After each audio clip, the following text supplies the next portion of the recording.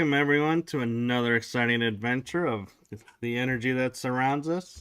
I'm your host, Michael, and today's guest on this special day and time is a guest that I am super excited for y'all to talk with and get to know. She has amazing stuff on her YouTube channels, and we are totally going to get into that and more.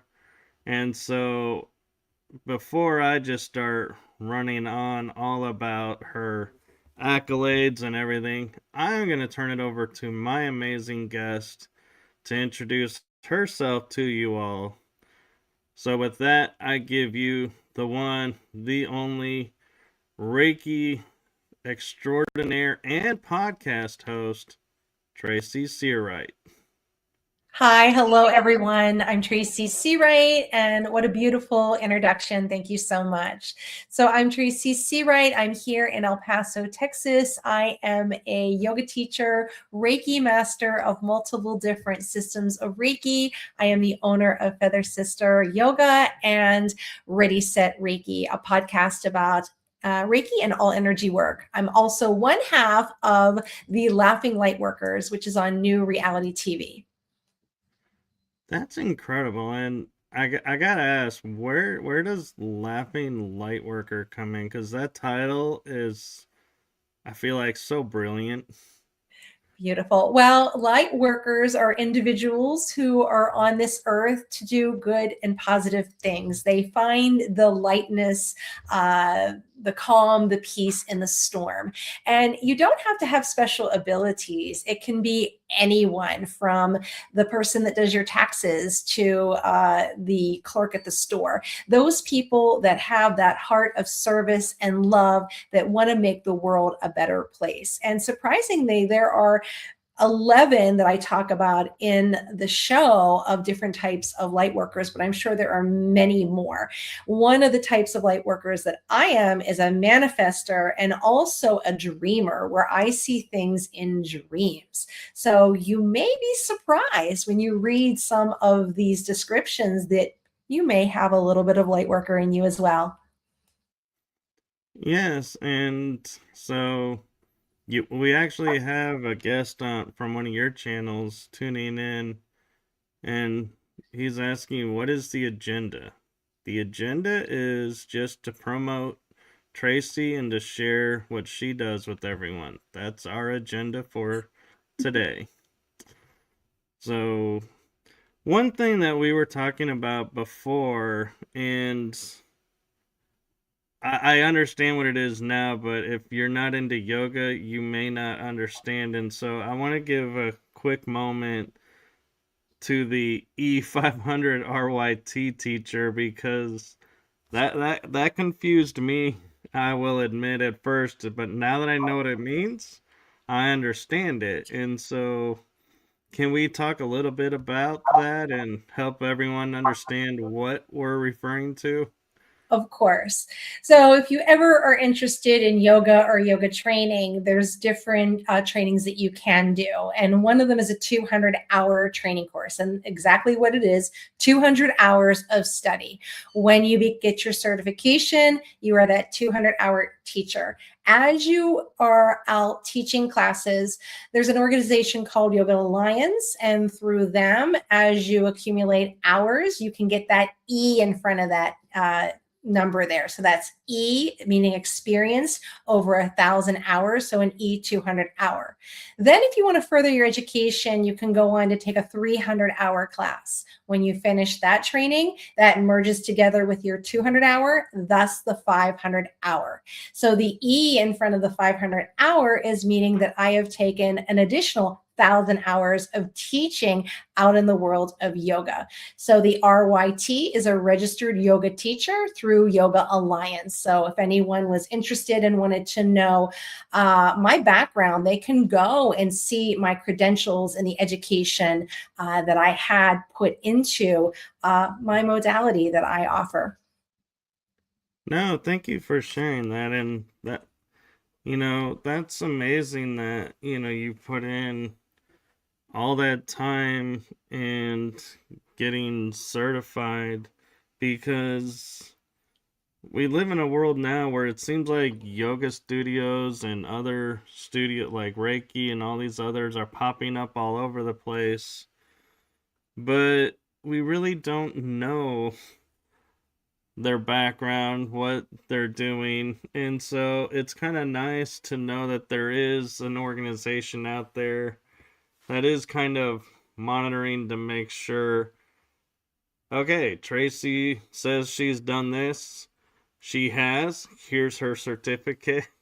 And so you can go, oh, she knows. Okay, that we can trust this person, that she's, if something happened, like we get stuck in a pose, she's gonna know how to get us out and Absolutely. not be sitting there going, well, how did that happen?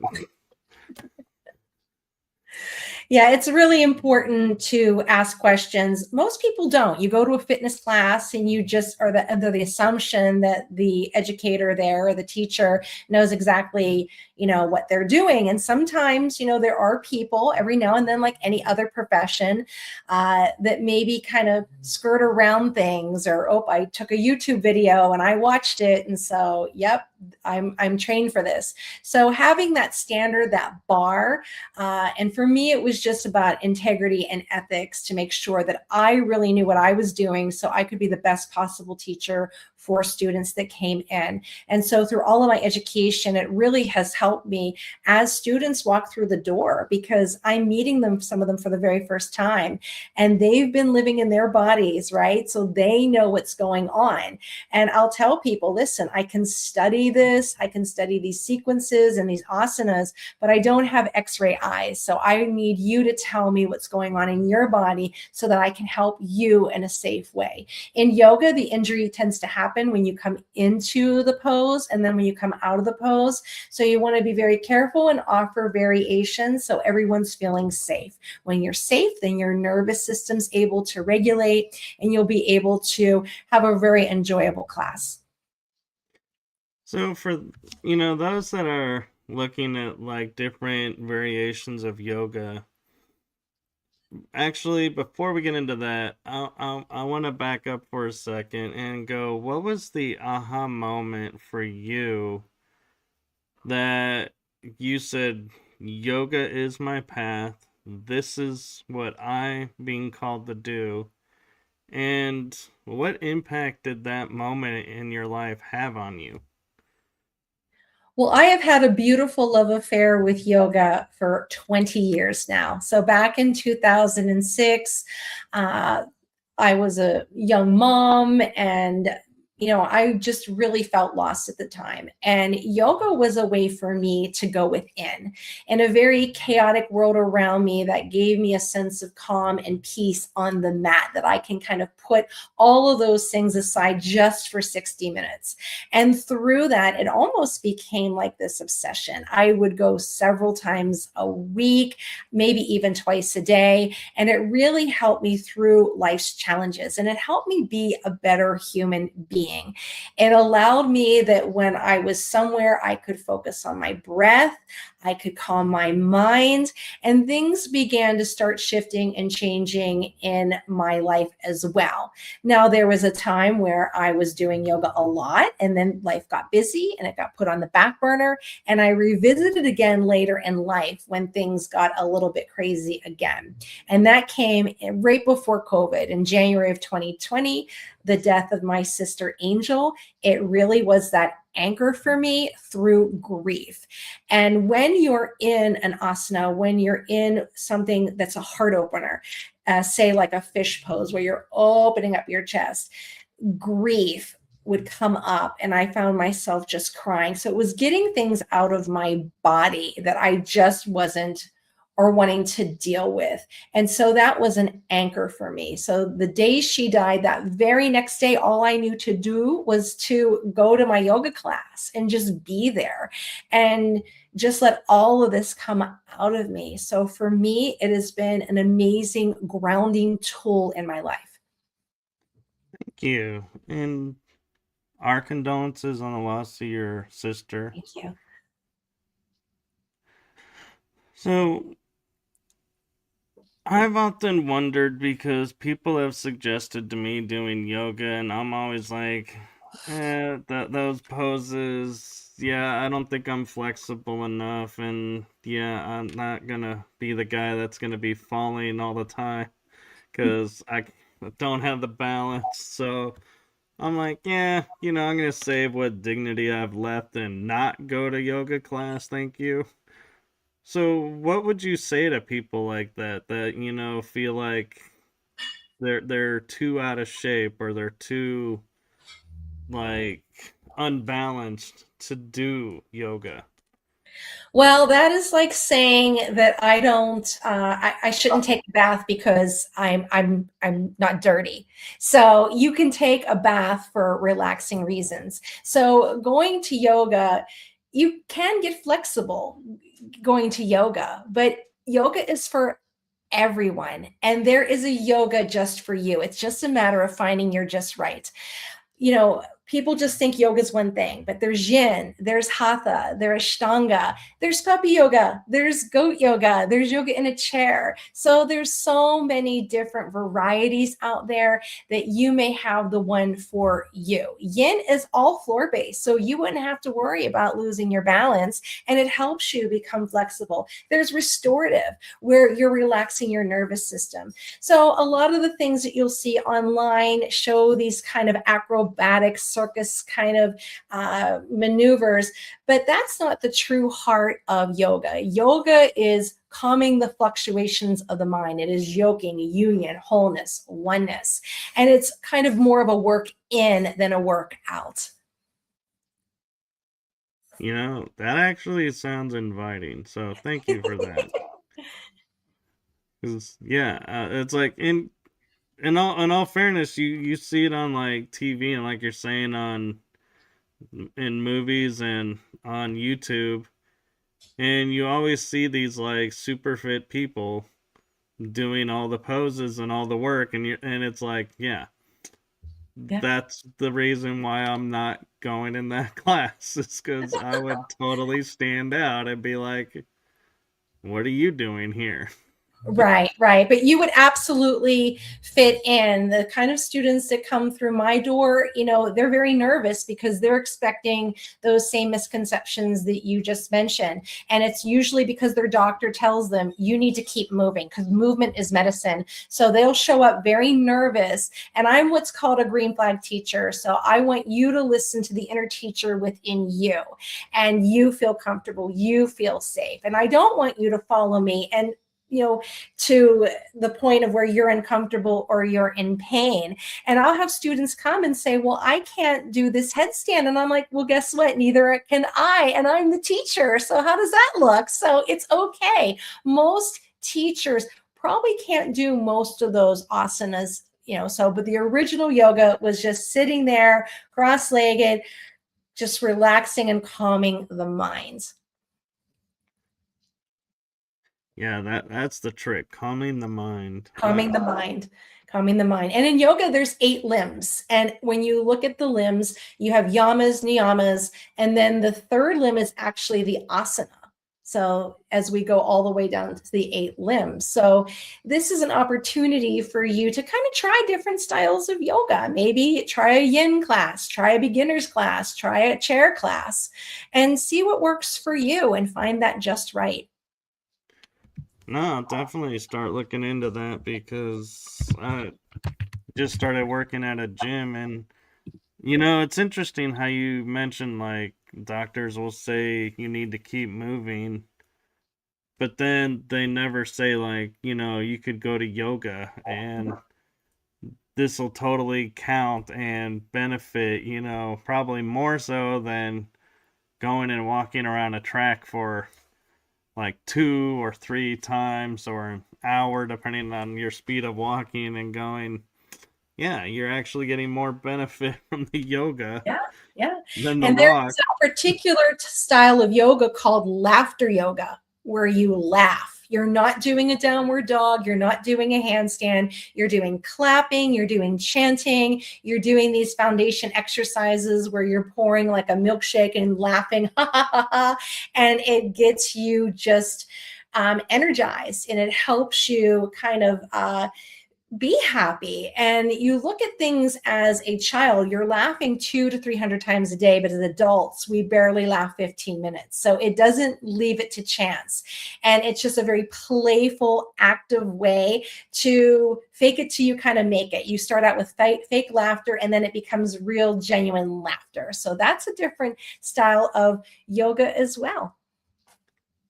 So is that on your YouTube channel, the laughter one, or is Well, that? laughter yoga was created in 1993 by Dr. Kataria. He is a medical doctor in India, and it started with 5 people, a laughter yoga club. And now it's all over the world, all different countries, and people go to parks to do this.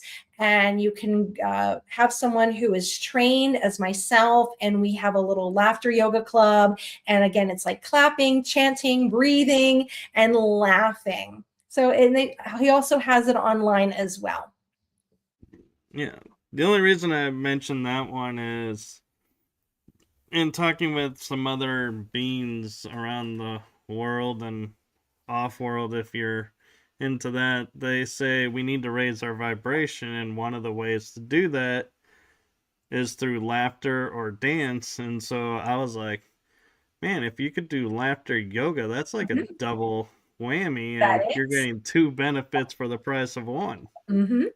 Absolutely. Just wonderful health benefits for it, because the body can't distinguish between fake and real laughter.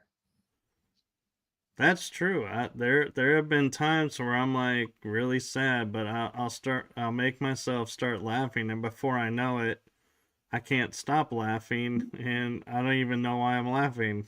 Yeah. Yeah. And some of the exercises, one is called argumentative, and you're just like, ha, ha, ha, ha, ha. Now, if I came up to you and went, ha, ha, ha, ha, ha, you'd be like, whoa, at first, but then it becomes really infectious laughter on it. And it also helps that I was a school teacher, I was a kindergarten, preschool teacher. So I tell them right up front. So listen, pretend I'm your kindergarten teacher. We're going to have a great time. We're going to laugh. It's going to be playful. And we're going to do these laughter exercises. And if you are not laughing at each other, you're definitely going to laugh at me. And I was just thinking, like, when you were saying, like, school, how many times, have kids gone to the counselor because they're not getting along and emotions are high, and the counselor just said, hey, we're going to do laughter, how quickly that would dissolve, and they might actually even become friends. I don't know. Sure. But it's like, how easier is it to laugh than to go, oh, well, you need to go see a counselor to see why you're doing this or that. And by no means am I saying, don't seek professional help if you need to. I'm just saying maybe this is an option that could be tried before going to those extremes. Yeah, certainly.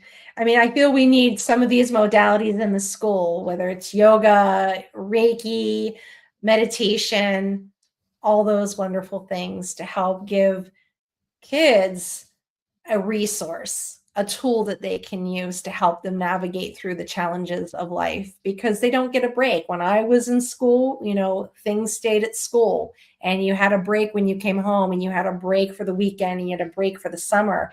And kids now do not get those breaks on social media. It's just constant. No, that's very true. And so can you do yoga with, you mentioned puppy and goat yoga, so I'm imagining it's like them walking on you, or you're not doing poses like a puppy with the puppy. There are some poses. I mean, there's some things. There's emo yoga. There's heavy metal yoga. I heard in California there's serial killer yoga, where you get a little chainsaw that you use and you hold with that. So, But with puppy yoga, it's that you're doing the poses, you're doing the asanas, and there's a pose called puppy pose. There's downward dog, there's upward dog, and of course the puppy is boss. I just did a class about a week and a half ago, and they were underneath, they were on them. I handed them a puppy, they held it up in warrior pose. So you can get very creative when you have that. Now, goat pose, as you're down on your mat, the goat can come underneath you. They can try to grab your shoe. They can jump on your back. So it gets very playful. Yeah, and I'm imagining these are not the heavy goats. So it's not like someone's gonna jump on your back. You're like, can someone get him off of me so I can get up and breathe, please? Right. No, but is there a benefit actually to, like, take puppy yoga, for example? Because I know yoga has its own benefits, and, we've been highlighting those. But adding the element of the puppy, does that, like, elevate the yoga and all the energy with it? Or is the puppy just like a happy distraction that you're like, don't realize you're doing the yoga, and it's actually the same?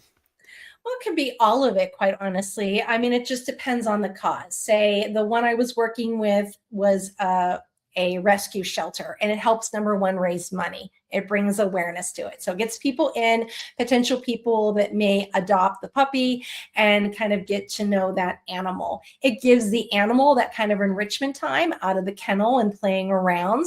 And I let people know, okay, this is not going to be your typical yoga class. Remember, the puppy is boss. So you're going to engage and you're going to get those little licks, right? And you're going to get chewed on with your fingers and so forth. And we're just going to add all this in. And it really kind of lightens the mood, because sometimes people think yoga is so serious at times, but coming in here and having that playful environment and the giggles and the laughs and just like, oh my goodness, and just cuddling. One of the people in the class, they were laying there and the puppy was right under them. And what a beautiful way to be in rest. That puppy was in rest, that person was in rest and just enjoying their time. And the class was continuing on to different asanas, but that person right there, how beautiful that they were resting, and what a break that little puppy to feel safe and loved in that moment. So there's lots of different positive things to it. The puppies were in an area that was very well air conditioned, access to water, they got breaks. So we have to look out for what's best for the animal, not to exhaust them in ways, but it was a good cause, and it was an opportunity for people to come out and to support that and bring awareness to the rescue. No, that is a great thing. And I often wonder too, though, is there ever times where in the yoga class where somebody may be going through something and trying to hide it, and then this puppy arrives and they start doing poses, and then they just hold the puppy, go to a corner, and just let all the emotion out, so to speak. And as the teacher, you're like, okay, you go do that, and the rest of us will continue on? Or do you go and say, hey, are you okay? Do you need anything? Well, I mean, it's the matter of just learning how to read the room. When I teach class, I let people know there's a pose called child's pose. If you need a moment of a break, you need a little time out. If child's pose feels comfortable for you, by all means. If you need to go into a shavasana, which is corpse pose, which is lying there on your mat, please go there.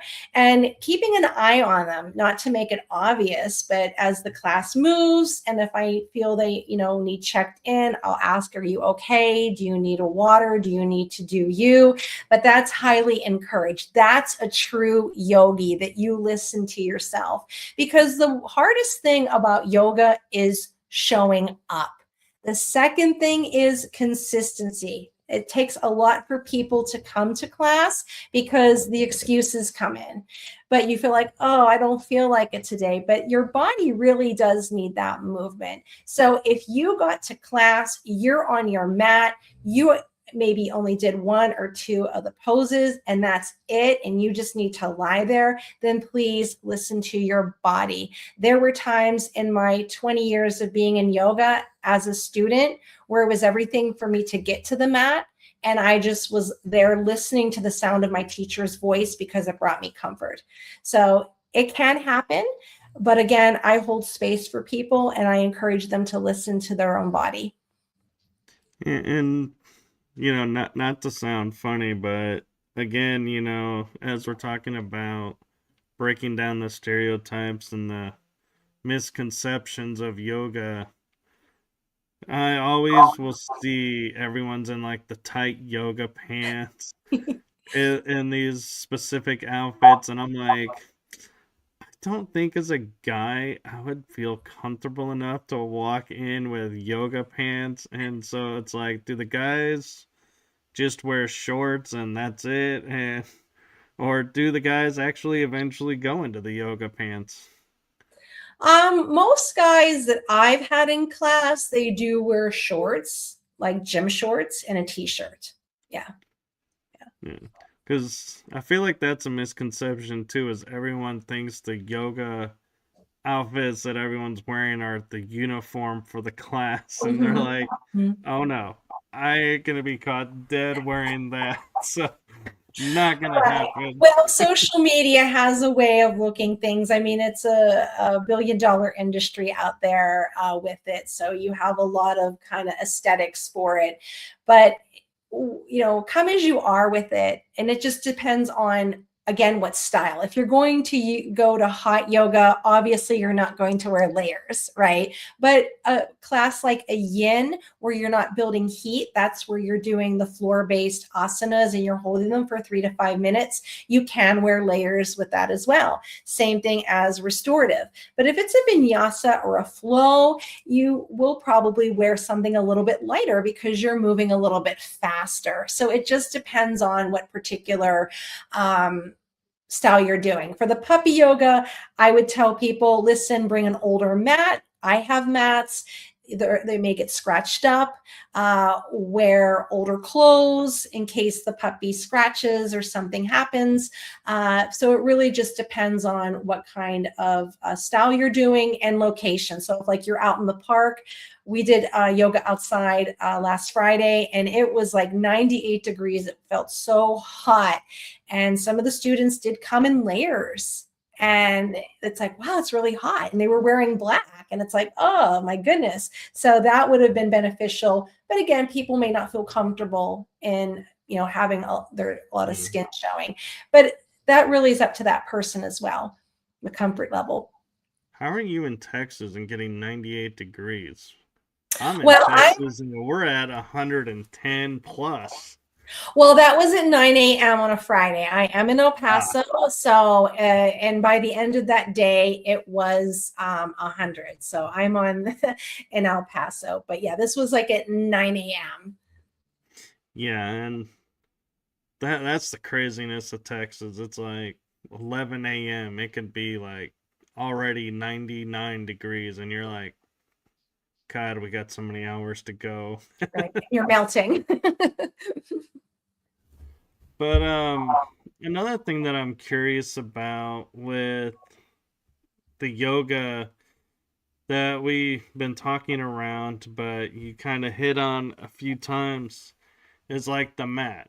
So is there you go to the store and there's like all these different like super thin or thicker, or you can roll or don't roll, and it's like, so how does one determine which mat to use for yoga? Like what's the guidelines do you suggest to people when picking a mat? Well, what I suggest to people is just think of how your body is. How are your knees on the floor? Do you need a little bit of extra padding? Do you have anything going on in your wrist? And how committed do you think that you're going to be? Well, since I have a 20-year relationship with yoga, my mats are a little bit on the pricier end because I look at that as an investment because I was teaching and out there doing this. So I usually get the higher end. But when I tell people in the beginning, if this is a class that you know that you're going to go only a few times, don't put a big investment in the yoga mat because you can add different things to it. For instance, if you came through my class, I already provide a yoga mat. So look to see if the studio, most studios do provide a yoga mat. So that's key right there. So, okay, there's a yoga mat there. When you get there, if you have those sensitive knees, does the yoga mat more than likely have a blanket? Yes. So then you can fold that blanket up, use that for your knees. Now, if you're someone who I don't like using a communal kind of yoga mat, where do I go? I would start on Amazon. Look there. There's different varieties. The ones that fold up are travel mats, and they're very, very thin. So I would not recommend that because it just depends on the type of flooring that you're going to be on. So definitely you want a little bit more padding, maybe about this much with it. But again, I would not invest a whole lot of money unless you're like, yeah, I'm going to really be into this and I'm going to do this for the long haul. But you can get $10, $25, maybe find one at Target and see how it goes. And that way, if you kind of like, this isn't for me, it's not going to be earth shattering versus like, oh my goodness, I just spent $150 on this mat. But there's some people that go gung-ho. They go out, they buy the whole outfit, they buy all the props, they buy all the things because they get so excited. And it's definitely an investment if you make it. But yeah, just be very mindful. There's some that are pretty bad out there. If it's $5 or $7, I would say no. But you can add different things to it. You can double up on mats. I saw something earlier today that somebody was using a beach tile. That's not ideal, but if that's all you have, kid yoga, we don't even really need a mat. You just need the floor with that. So. And so, what you keep, you mentioned like you can add to the mat, and so you mentioned like some come with blankets. Mm-hmm. What material mat is better? Because like I've seen some that kind of like are like they almost feel plasticky, and I'm sitting there thinking sweat and plastic don't mix, and I don't want to be like getting like my skin stuck to the mat, or Yeah. you're like, now slide into this position. You're like, no, the mat is not allowing me to slide because the sweat and the material's not mixing. So Yeah. what material really should, and I don't like using the word should, but it's the only word I can think of in this moment, should people use for everyday like use in yoga? So if you're somebody that has like really sweaty hands, they do have a sweat mat for yoga. When I used to do hot yoga, there was this yoga fabric that I would put over my mat that I would kind of sweat on, and that would help my hands from not moving on the mat or get too sweaty with that. So those are things that you can bring in if it's something where it's getting too sweaty. They have yoga socks as well that you can buy if it gets that bad with your feet, that you can use for your practice with that.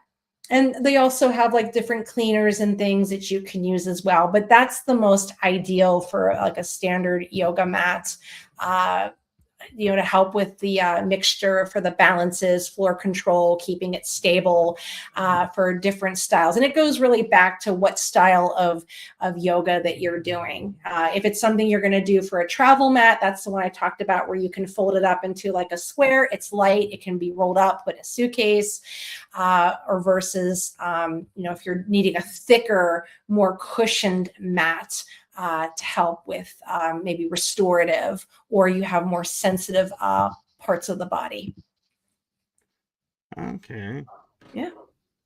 And I find it interesting, and I mean, I don't necessarily, I'm not looking for a critique or anything, but the pose that I always found easiest, that I don't even know where I got it from, but I was doing it and someone told me it was a yoga pose, was where you're on one leg, you bend your other leg to like where it looks like a triangle sticking out like a leaf, Mhm. and then you have your arms out like the, to your side, palms up, and they go, that's a tree. And I'm like, oh, okay. Yeah. But it's like, and you know, it's kind of, it's weird to me that it's like, how and why would I know the tree pose? And and I, because I've never really done a yoga class, so how, and like, what's the significance to the tree pose?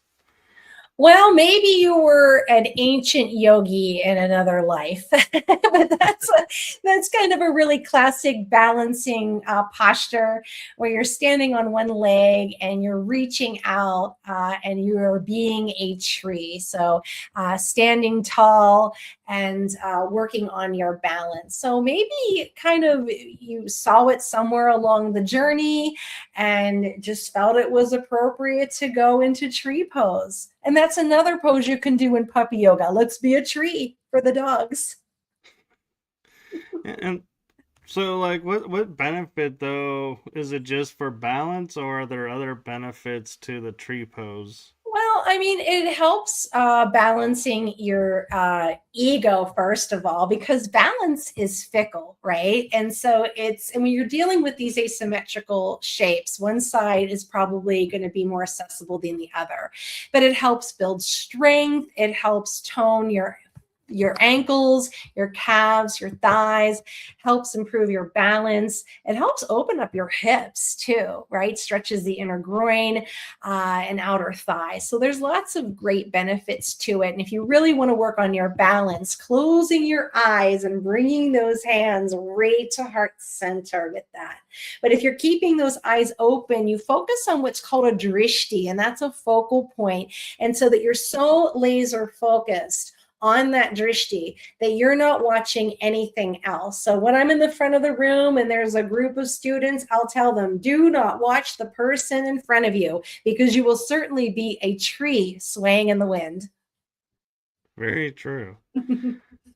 And so, talking about puppy yoga, how did you branch into animal Reiki?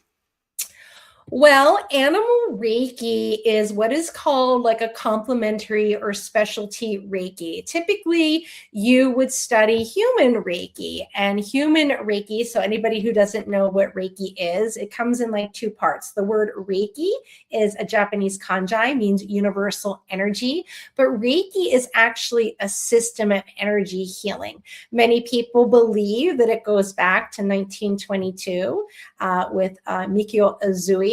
But however, information is out there that there were many different Reiki systems prior to him kind of connecting with the energy. And so you study human Reiki. Typically, there's 3 different levels to it. A level 1 where you're working self Reiki and placing hands. Level 2, you're a practitioner, so you can have a Reiki business, you're given symbols. And then the 3rd level is a master, whether you get the master symbol just for yourself or you teach. Now, there's lots of different systems of Reiki. When I originally studied Zui Rahiho, there were actually 4 systems, and I've interviewed someone on Ready Set Reiki that had 98 different levels. So lots of different systems out there, and respecting all systems, all lineages, all levels. So when I did the people Reiki, I wanted to go a little bit deeper. One of the things I own is I have 6 different Cavalier King Charles Spaniels. I guess they own me. I am the caretaker of them, so they're the bosses. I call them my furry assistants. And when I came to El Paso, Texas, something that I noticed here was a lot of lost animals, a lot of lost dogs. I was getting dogs out of the highways and off roads and things. And I thought there has to be a better way for this here. What can I do to help? Because I already had 6 dogs and we are about 20 minutes from the border. So when people come over to try to get into El Paso, the dogs can't come through the border. So oftentimes they have to abandon their pets. And so I wanted to do something for the animals here. And so I learned animal Reiki. And animal Reiki, about level 1, level 2, and level 3, it teaches you to go a little bit in depth of what the animals need and what techniques you can give for them. For instance, I would not give Reiki to entire fish tank because that doesn't give the fish a choice. I would just put a little Reiki bubble in the fish tank so that the fish could swim around it or go through it. And the understanding that we listen to the animals, we ask the animals for permission to give them Reiki and to allow them that freedom to come and go as they please with that it's not forced, demanded, or commanded to them. So it is a great and wonderful modality, a specialty complementary Reiki. You may see many people online that do Reiki and they close their eyes like this with their hands. Well, when you're doing pet Reiki or animal Reiki, you're watching the pet. The eyes stay open because even your fur baby can react in a certain way. So watching different cues from the animal, whether they are tired or they've had enough and they don't want it, we always keep our eyes open. No, thank you for that. And that's an amazing gift to be able to communicate and understand and be open to what the animals are saying and wanting, because I feel like so many times we say, "Oh, I'm listening and I'm really in tune with my pet," but then everything you're doing is what you think the pet wants, and the pet is looking at you like, you are not seriously putting that on me. And then they're like, why am I stuck in this? Yeah. And they have this weird look, and it's like the mom's like, oh, isn't he just so cute and everything? I'm like, I don't think he's feeling cute right now. Well, animal Reiki is different from an animal communicator. You can be a animal Reiki practitioner or master and not have that ability to be an animal communicator. You can be an animal communicator or animal or pet psychic and not do Reiki. But usually you'll find some people that do both, but they're both very unique skill sets to do with animals. But yes, I can do both. And especially with my own animals, I can sense when they're going to get sick or something's going on. I had a fur baby that passed in February. And last year, I knew he was going to die in February. I told my husband, I said, I think Bentley's going to go in February. And he's like, how do you know? I said, I just know. And sure enough, he passed that first weekend in February. That is hard. I lost mine 3 years ago, and it's like, I find myself when dealing with my mom, the 2 that I inherited from my mom, that it's like I'll call their names, and then it's like I want to throw out the 3rd name, and I'm like, no, that one is not with us anymore, but yeah, it's like it still hits, and yeah. And the animal Reiki helps with grief as well. We had to make a decision to put Bentley down like compassionate euthanasia. And the Reiki, I use that throughout the whole process, through deciding and leading up to it and during that experience with him. So it's a great kind of tool to use as you're going through these challenges of life. Yeah, because I mean, and people don't realize, like, I've had two dogs that I held their head when they got the injection because their quality of life was so diminished. We're like, it's more humane to help them go than keep them here. And then one was blind and deaf. And like I was the only one that could pick him up because I would get on the floor and I would be on his level. So I think we kind of bonded over that. And when we went to the city, because we thought, oh well, maybe the city shelter would be better condition. They were like, nope, you can't come in the back. So I had to say goodbye in the lobby, and I was like, man, I don't get to be there to hold the head, and I was like, I felt like a little torn on that, and I felt like I wronged him for a while over that. Yeah. And then when it came to mine, when it was time for him to go, he knew because I could do energy work that I would like sit there and infuse energy at no length to help him feel better, that I was on a road trip coming back from a conference when he passed, and I was like, yeah, I knew he had to do it while I wasn't there, because Yeah. otherwise it'd be too hard, because it was like we were like two souls, two halves of the same soul. Mm-hmm. Yeah. He was like my little mini me, energy wise. Oh, yeah. And that animal Reiki can help with all of that guilt, shame, loss, all of that, and caretaker fatigue as well.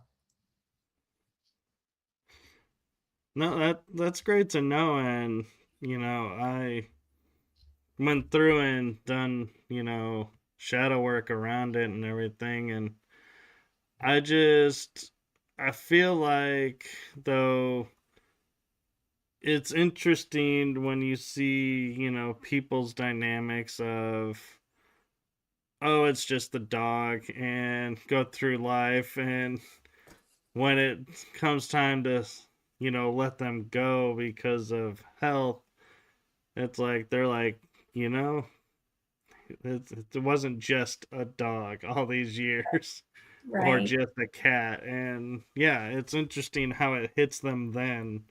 Yeah. But moving on to a more livelier, upbeat topic. um, you do something that I get asked a lot about, because doing astral traveling, and people talk about lucid dreaming, like, what's the difference? Are they the same? How are they different? And it's really hard to explain Right. to me, really. So, with you being a lucid dreamer, how do you explain what a lucid dream is versus the other things you can do in your sleep? So, a lucid dreamer, I'm someone who is aware that I'm dreaming while I'm still asleep. So, when I'm in this state, I gain that ability to really kind of take control of the events. So, one of the things in the dream that I have, I often get visited by my sister who passed in 2020. Her name was Angel. And she'll show up in dreams. And one of the ones that she came into, I showed up and she looked very different than what she did in life. She was very, very tall and very, very skinny. And when she was alive, her hair was all the way down the middle part of her back, and she was very, very short. And just in the different places that I kept jumping to, like at one point I was pushing someone in a wheelchair and the door would open. Then I found myself in a mall and then she was there. And then the next thing I know, I see her jumping up into the sky. And so it takes me to different places, but I know I'm dreaming, but I'll see also different scenes. And as these scenes are unfolding, it's almost like a movie. And then when I wake up, I'll just be living life, and all of a sudden I'll get something that's like a deja vu feeling. And I'm like, wait a minute, I know what's going to happen next. And sure enough, it starts coming together. And so this is what's so fascinated with this lucid dreaming, just having this ability to just see these things as they're unfolding. But, it's just really amazing seeing some of these things unfold, but it also gets really scary as well. And as I'm there, I'm like, remember you're dreaming, right? And to wake up. But I see like the strangest things and things like on the other side. If I know someone's going to die, I'll see that in the dream as well. Things that like, how can this be? Like, I don't know this person. This place is so different. But then I'll live life, and again, it'll show up. And it's like, my goodness, where is this coming from? So that's a lucid dreamer. The astral one is going into different timelines as well. So that's kind of more of a spiritual one that beyond the physical world. And I've done a couple of those where like on a different planet or in a different galaxy, or I'm just streaming through this tunnel of light. I don't usually have that as much as the lucid dreaming experience, and I get a lot more of the deja vu from the dreams. So, what was your aha moment like? And again, like how did it impact your life when you first did a lucid dream and realizing this is something you can do? And how do you, and again too, is there something you can do to instigate a lucid dream over a different type of dream? I really kind of never have control as I'm going into the dream, but I have control when I'm in the dream, if that makes sense. I've been dreaming, and my grandmother had the ability. My mom has the ability, but my mom doesn't really encourage it. She comes from a very religious background, very Bible based, so she really shuts that down. And when I was younger, she would shut it down as well with me. And then as I got older and I started working on like my culturally created self through society putting things on me, and I began healing and doing my inner work, I started again with these dreams.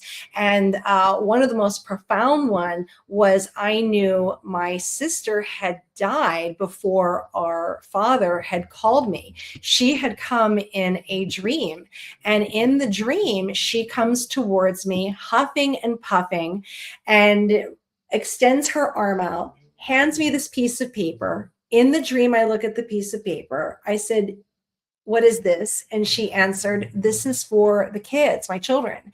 And I laughed and said, "Yeah, right. You have to be dead." And then I hear my dog barking. I wake up from the dream and I'm like, oh my goodness, where is she? And I'm messaging her. I'm trying to find her on social media.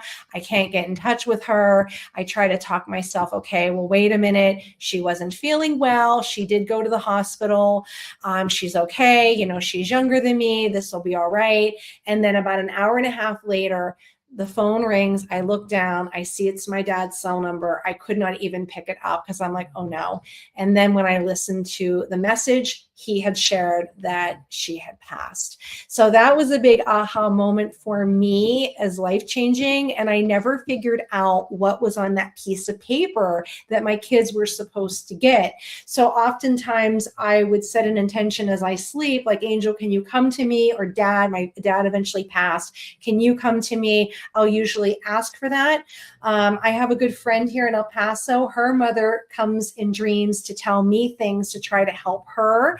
And it was so interesting with that because things were happening and I said, hey, like I had this dream, and I would tell her this and she would validate things. And it just blows me away when I get this validation from people, because I'm like, how can this be just a dream? And then you're telling me all these different things that are happening. So it's just so wild that these things happen through these dreams, and things that like I never even knew. Like I said, your mother's telling me about her appendicitis or something, or appendix. She's like, oh my God, my mom had that out. And certain flowers, like your mother is telling me about an area in your home that she was upset about, and she feels you need to change it. She says, oh my goodness, I just changed this the other day. How did you know? And it was through the dream. And so that ability keeps improving and growing the more I kind of continue to heal myself, the more I use the Reiki, the more I practice just self-care with myself. And talking about Reiki, my dyslexia kicks in every once in a while, and I can't, and I feel like I know, but I question it to the point that I don't believe I know anymore. Okay. And when I was doing Reiki, I was taught, if I'm remembering it right, the left side is the masculine side, and the right side is the feminine side, which means that there's a blockage there. It could be coming from a female family member if it's on the right side. Or do I have that backwards and it's the females are on the left side and masculines on the right side? With studying yin, the understanding is the female is on the left side, that's the yin side, and then the masculine on the right side, the yang, or some pronounce it yang side. But in Reiki, it's not too, I've not heard too many things about that with the masculine or feminine side. With, are you talking about with communication, hearing from a spirit? So what my teacher taught us, like if say someone was working on me in my right shoulder, well, they would say, well, you have a blockage here. And they would go, well, the message that the blockage is giving me is this. And the energy, they would be like, oh, so because it's on this side, it comes from this energy. So is there someone in your family or a friend that matches what's going on? And we would tie, and like, it's almost like we were doing mediumship with the Reiki. Okay, so it sounds like what your teacher was teaching you is something that's called intuitive approach to it. So an intuitive healer is someone like Mikio Azui. He was a very intuitive Reiki healer, where each session would be different. He would be guided. And then you have someone who is a systematic, where they're doing a session and they're placing their hands and they're not getting spiritual impressions on it. Anyone can do Reiki. You don't have to have any special kind of abilities. You don't have, actually, the simplicity of Reiki is just letting the Reiki be. But as time has gone and Reiki has evolved, people will bring the intuitive in. People will bring in tuning forks and sound bowls and drums and all those things, and the crystals with it. So it sounds like your teacher was more gearing towards that intuitive, like, what am I picking up on this side of the body here? And this potentially could be a blockage of energy. And if she's bringing in, or he's bringing in, that blockage could be from that male or female with that. So when you're looking back at the lineage of Reiki, back from, say, the start of 1922, again, there's different ways. Azui being intuitive, following along the energy. Hayashi was more diagnostic and having a healing guide that he placed. So if someone came in, say if you came in from bronchitis, after what's called a biosyn scanning, which is the disease line of using your non-dominated hand to feel a sense of where the blockage and energy is. If you couldn't pick up on that, you would use his healing guide and you would use those same hand placement treatments. And then you have Madame Takata, who has the hand placement treatment, and that would be every time. She did not bring in any kind of extra things or kind of the psychic ability in it. It was just, and some of the sessions could be hours long. over periods of days and things like that. So that's what it kind of sounds like. It was more intuitive to feel those blockages with that. And again, it goes back to what system of Reiki you studied, how was your lineage, and when we learn that, then we can kind of unravel like, oh, this makes sense as the pieces together. But by all means, if that's what your teacher taught you, you can sense on which side of the body, and I can go a little bit deeper and feel, oh, it's coming from the feminine side of the body or the left side of the body. Yeah, I think it was Usai or sometimes I want to put an R in there. I don't know if there is one with an R. But I remember seeing when I got my certificates, because I went through to the master level, was at least seeing like USAI, I think, if I remember it right, the spelling. Yeah, it could be a Zui Rahiho, and again, it's different lineages. My lineage that I studied from, majority of Reiki systems have the symbols, all of the symbols, the main ones, the 3 in the second level. And the power on symbol, I got mine in level 1, and mine's kind of rare for that. But again, it just goes back to what your teacher was teaching and what your teacher was adding into the curriculum of the system. Okay, well, that makes sense. And Yeah. thank you for clarifying that. Yes, it's Yeah, feminine there's on the so left, many different, there's hundreds and hundreds of systems, and there's lots popping up. I mean, I saw there's Dolphin Reiki, there's Akashic Records Reiki, there's Celtic Rainbow. It goes on and on. And so, how did you get into like sound bath and vibrational practicing? Well, that started several years ago. I've always loved music. As a young child, as a teenager, I wasn't really listening to the music of the day. I was a child that was stuck in the 60s, listening to Beatles or listening to the Doors, and music was so a part of my world. And taking music classes and wanting to play the guitar, and then when I went off to college, taking music classes, and it naturally unfolded. It feels like yoga is kind of that gateway modality that when you go down, it opens it up into sound bowls and Reiki. And right now, Reiki and sound bowls are the big thing. It just feels like, every second or third person you meet, like, oh, I play those too. And I've been doing those for the last few years, doing sound baths. I recently do sound baths with another person who offers Reiki as well. So you can mix modalities with that. But it's a really nice, a wonderful opportunity for people to have a healing modality where they're laying down and resting.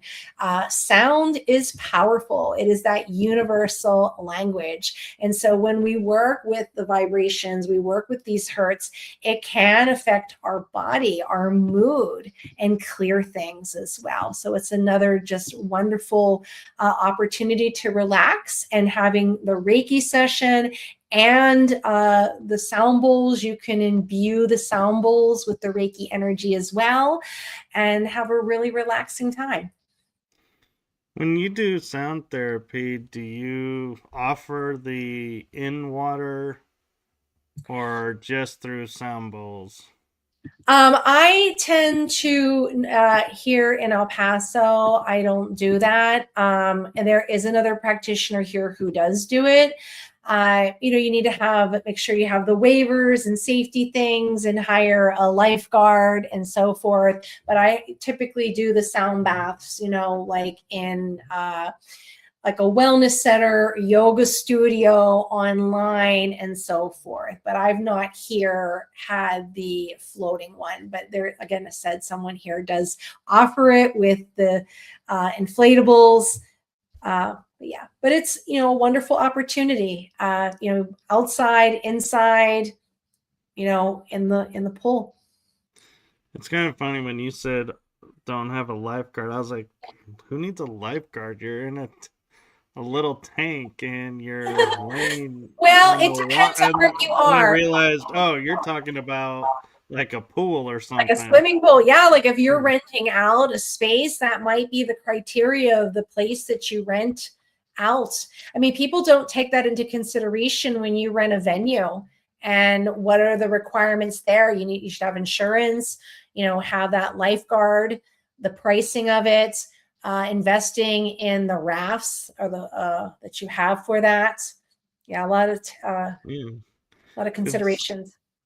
I did sound healing one time, and I remember they opened up this device and you like sat in there and it was like water, and the water level would be like halfway up your body.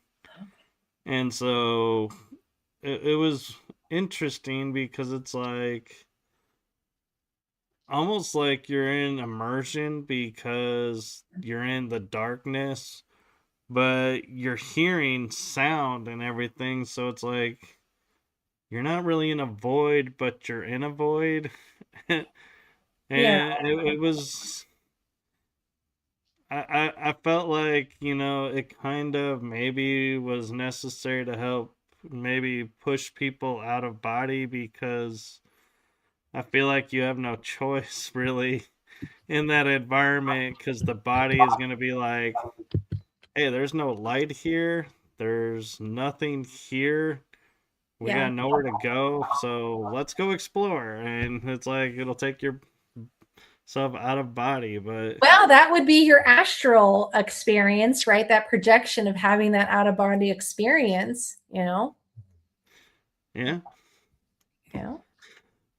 but yeah. And so whenever I hear sound, that's what I think of, is being in that tank. And Yeah. I'm thinking, okay, so this is what everybody's doing, and I'm finding out, no, Oh, it's yeah. So I different. just have a variety of instruments, everything from Koshi chimes to the bowls, and have it set up in my little space. And I have yoga mats down, blankets, I have eye pillows, I have earplugs, and they come and they lay down, and it's an experience for 60 minutes while the other person's giving Reiki to them, and I'm playing the instruments, and I'm walking around with a rain stick. They have it here with the floating, where they'll run a pool out, or someone's pool in their backyard. They have the little rafts there with a blanket, and they're floating while the person's playing the sound bowls. So what benefit would you say if somebody came in and was like, well, I'm new to all of this. What's the benefit to Reiki? What's the benefit to sound or vibration, or what's the or yoga? What reason would I do one over the other? What's the benefit difference, or is there really not any difference? Well, I mean, it just depends on you. I had said earlier, find your just right. What makes Right. you comfortable? The idea here is to regulate your nervous system. So if I told you, you know what, go to a yoga class, and you just closed your eyes and poof, you found one, and you went into a hot yoga, and you're like, oh my goodness, this is awful. I hate this. It may give you a negative experience that you may never go back to yoga again. Right? So it's just a Right. matter of finding out what you feel comfortable with. So, and how does that look? So, what do you like to do? Do you like movement? Do you like exercise? Do you like laying down on a mat? You're like, I don't know if that's for me. You mentioned energy work, that you were familiar with that with your animals. So, okay, maybe try a Reiki session, but know that there's different types of Reiki practitioners out there. And so when you connect to someone, maybe do a discovery call. Ask them, what's a session with you look like? Do you use the drums? And that might not be relaxing to you. For me, even though I have psychic abilities, someone could say, your dad's over in the corner there, and that might spook me a little bit. Like, what does he want? Is something wrong? And that might completely undo my nervous system. So ask those questions. Maybe it's like, you know what? You'll lay down on a table, you'll be nice and cozy, and I'll do this session and I won't talk the whole time. That might be heaven for me, right? Or, you know what? I like music and sounds of bells calm me down. However, for my daughter, she doesn't like the sound bowls. She had a concussion several years ago, and the sounds just don't work for her. My husband gets migraines. He gets triggered by things and gets a migraine. So for him, I wouldn't recommend the sound bowls for him, but I would recommend, okay, well, let's do the yoga. That'll help you with your back, your neck. You want to work on your posture. You might benefit for the Reiki. He's done Reiki sessions and he didn't believe it at first, but now he's like, well, something shifted and changed. You're making me a believer on this. So I think it's just having a conversation of what your goal is. All of them are stress reducing modalities, but however, they also could be things that can trigger you as well. Like, I don't want someone lying there and I'm playing the sound bowls, and I'll tell them, if this frequency bothers you, and you may not know until we're in it, place your hand on your chest, put your finger up. I want to hold space for you. I'm a trauma-informed teacher, so I want to make sure you're safe. I'll change the sound for you so that you feel comfortable on your body. You may have reactions, feel it in your jaw. You may feel it in your throat. You may get itchy. And I want you to have the most comfortable experience possible. So when people come to me and say, well, I want to do yoga. Well, let's see what you like. Do you want to do it in a chair? No, I don't want to do it in a chair. I want to move a little bit more. I need more movement. Okay, well then maybe a hatha class is beneficial to you. I want to work on my posture, maybe an Iyengar. So having those conversations to really find it, give it a try, realize it's cumulative, and understand that it may not be a one and done. Coming to one yoga class is not going to give you the true flexibility. You're going to have to do a few classes. You have to put the work in. Same thing with Reiki, right? The more you use it, that's a muscle that's going to grow. And you could come into somebody for a Reiki treatment for a problem that you've been dealing with for decades, and you're expecting this practitioner to abracadabra make it go away. Now, do magical and amazing things happen? Absolutely. But however, sometimes things take a little bit of work. So benefits to it all, but it's kind of specialized to what you need and is beneficial to you. That's so very true. And Rainbow Flame Wizard brought up something key. They brought up Violet Flame Reiki. Yes. And I'm kind of curious your thoughts on, because back in the 80s when I was getting introduced to energy, it was like the first energy you're introduced to really was Violet Flame. And then the Violet Flame kind of disappeared. Yeah. And now it's coming back up. And so do you think there's a reason behind the cycle of the Violet Flame, or why do you think all of a sudden the Violet Flame is starting to resurge in today's world? Well, again, back to the evolving of Reiki. Right after the passing of Madame Takada in the 1980s, different styles of Reiki were beginning to pop up a little bit more. And I believe in the 2000s, the Violet Flame. I also studied the Violet Flame, but my particular lineage had over 40 symbols with it when I studied it. But it's a really beautiful energy. And you can bring in Kuan Yin, right? And maybe the idea here is that is the goddess of compassion. Maybe we just need more compassion. Maybe this divine feminine essence needs to arise in our world. Things are very charged. Things are very negative. We are a divided world right now. And maybe the Violet Flame is something that can help raise the vibration and release these emotional blockages that are going on in our world here. So maybe that is the time for it to kind of come back to surround our world in this violet light, to get this negative vibration, so much trauma, stress going on, karmic clearing that we need. So maybe that's the invitation to say it is time. And definitely, there was a lull in Reiki, especially around when Madame Takata, Pearl Harbor, it went underground.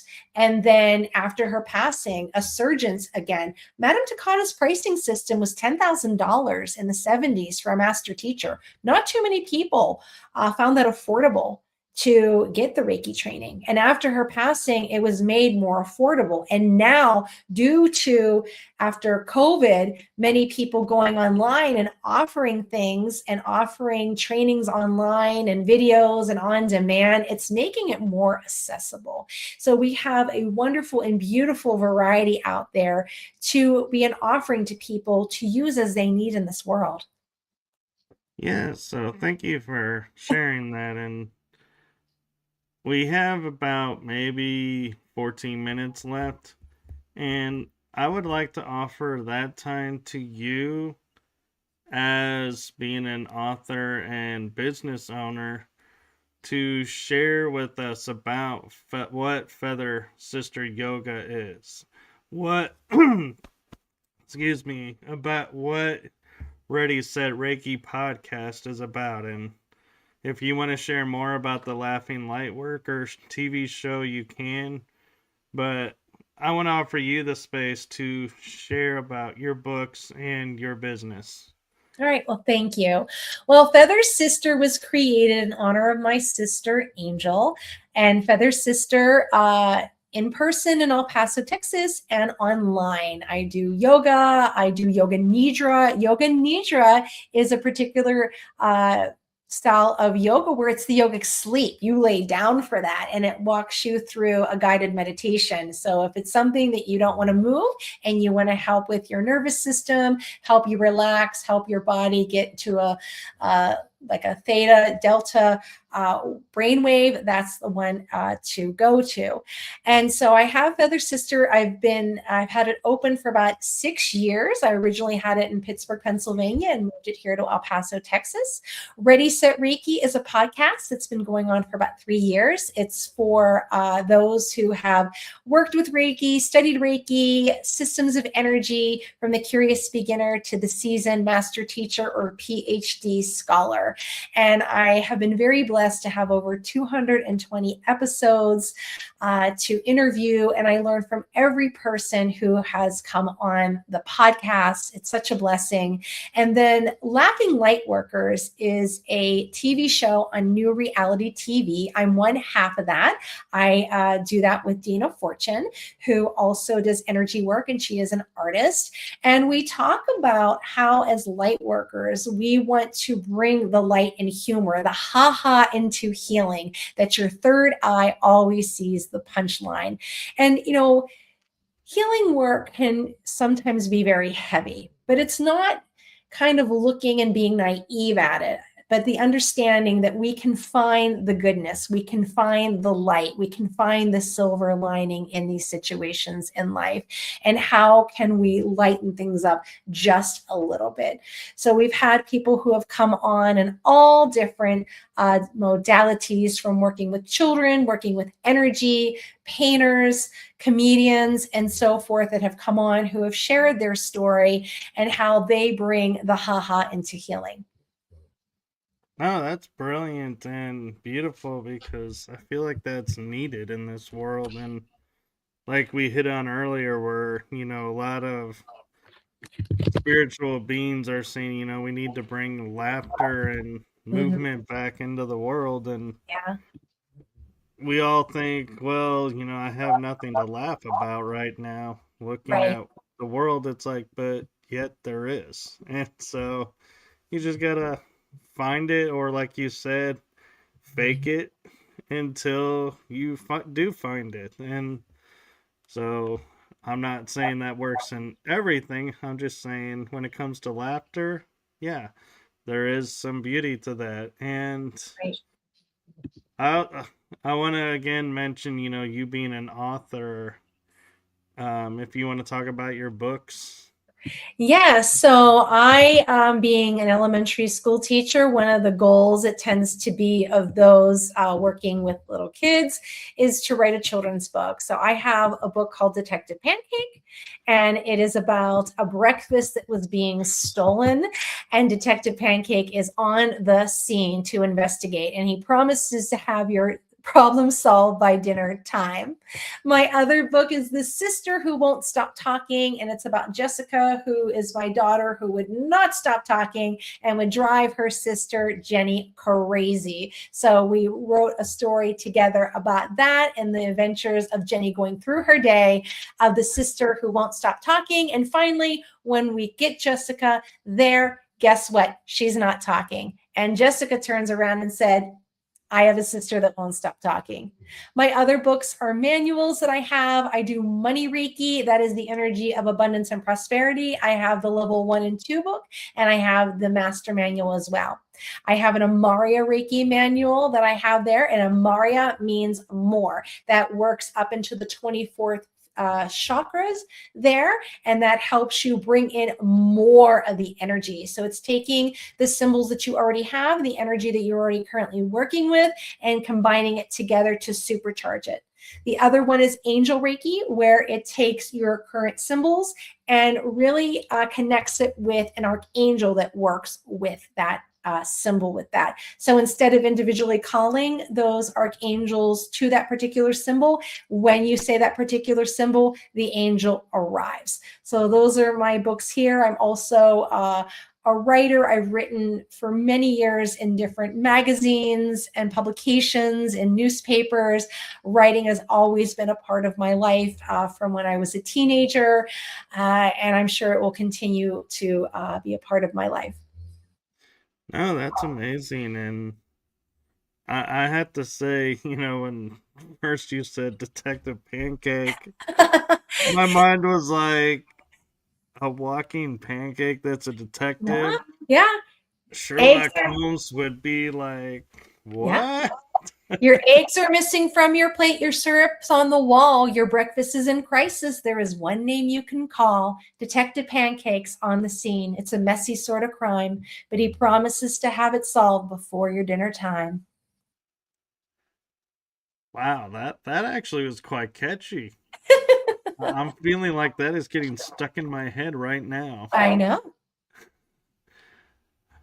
So, what projects or other events do you have coming up, or anything you want to promote out as well?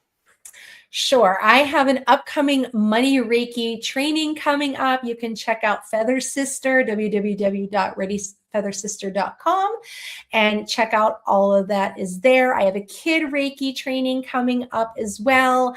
You can find me on Reiki.org. That is the International Center of Reiki. Reiki is a very unique modality that doesn't have any in the United States regulation with it, so it's nice to be connected to an organization that has a standard, that a standard of excellence, guidelines, integrity, and that is with the International Center of Reiki.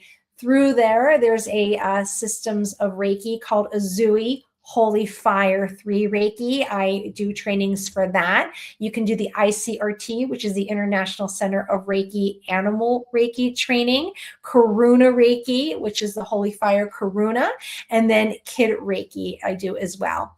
And I do yoga as well, yoga classes. Right now, I'm on a little medical leave, so I have two wonderful teachers subbing for me on Tuesdays and Thursdays. They both do yoga, and then Wednesdays I do chair yoga. And then for right now, I'm only doing in-person yoga on Fridays, and then I will go back to doing the yoga classes at the El Paso Community College. Very cool. So thank you for that. And everyone, do please follow along on everything that she's doing and follow her podcast shows. And you never know when she's going to be on my show again. So please follow along my shows as well. And Jason Finch says Tracy is a wealth of knowledge. Well, someone put in there, I see that something shifted in their training of Violet Flame and mentions about Saint Germain. So that's quite interesting. Yes, Rainbow Flame was saying that 3,000 years Kuan Yin was talking about it, and yeah, as recent as Saint Germain is the main holder for Kuan Yin, a lot of people are saying, and so there's talking about that, and there might be something to that. And yeah, that's interesting. But again, going back to like who you studied with, yeah, the Ascended Master. So it makes sense because he would be transmuting negative energy, right, and helping elevate that vibration with that. So and Saint Germain is always depicted with the violet flame. It does, absolutely, absolutely. Yeah, I mean, And great way to visualize the purple all around you, that violet flame through your body. yes, and the other thing too with the violet flame I'll mention is I remember my mom showing me this article that a doctor was doing surgery on someone, and when he moved the heart, that there was a violet flame behind the heart, and that he has seen this in some cases. And I always thought that was so interesting that, why would there be a violet flame behind someone's heart? And the fact that one, it's visible, and two, it's not being affected by the air, because most things, when you open up the body and expose it, runs and hides itself. And this was just staying put. So that's interesting to me that we all had the capability of actually having a violet flame in us. Yeah. And the system I studied had like 40 symbols with it. And some of them didn't even have names. So I had found it at first very overwhelming with all of the different symbols. I mean, many of them made sense because you had fertility, movement, fever, water flow, things like that. So I'm not sure if that particular person had that many symbols in their lineage and study. Yeah. So thank you for sharing your story with us. And I do have a message for you that comes from me to you. And that is from my heart and the heart of my shows to you. Thank you for what you're doing for humanity. Thank you for doing what you're doing for the spiritual community, and just in general, just being authentically you and just sharing your knowledge. So thank you. It's seen, felt, and heard. Thank you. Thank you so much for having me. Yes. And so hopefully we'll have you on again sometime, and we look forward to what you have coming up and everything. And again, do follow her on her programs and check out her podcast show as well. And with that, we are going to say good afternoon. I had to pause myself for a second because I'm used to doing night shows and was going to say good night, but it's only 3:00 in the afternoon. It's night time somewhere in the world. Yeah. Remember, think international. There we go. So blessings to everyone. Thank you. Thank you for watching, and we will see you all tomorrow for 2 episodes. I do have one in the afternoon, one in the evening, so we will see you then. Until then, have a wonderful day, everyone. Bye-bye.